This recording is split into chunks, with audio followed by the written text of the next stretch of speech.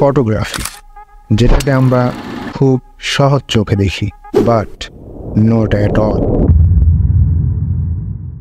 এডিটিংয়ের জন্য আমাদের সর্বপ্রথম প্রয়োজন হচ্ছে ধৈর্য, সেটা ভিডিও এডিট হোক আর ফটো এডিট।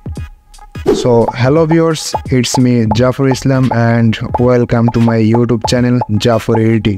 আজকে আপনাদেরকে শিখাবো ফটোগ্রাফির বেসিক ধারণা, যেই ধারণাটা আপনার মধ্যে না থাকলে আপনি কখনোই একজন দক্ষ ফটোগ্রাফার হতে পারবেন না।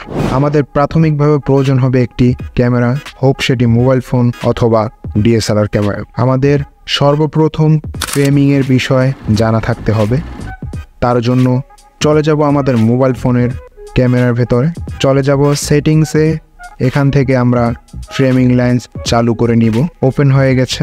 এই পুরো ফ্রেমিংয়ের শুধুমাত্র মাঝের 3 ঘর আমরা ইউজ করব আমাদের সাবজেক্টের জন্য। এতে করে আমরা আমাদের ফটোশ্যুটে একটি ভালো রেজাল্ট পাব।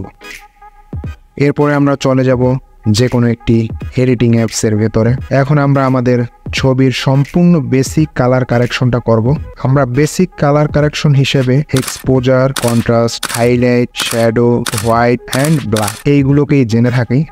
আমরা এটার পেছনে যত সময় দিব তত ভালো রেজাল্ট পাবো।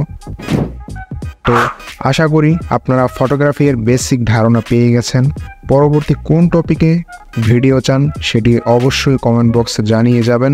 আর চ্যানেলটিকে সাবস্ক্রাইব করে রাখুন যাতে করে কোনো প্রকারের কোনো ভিডিও মিস না হয়।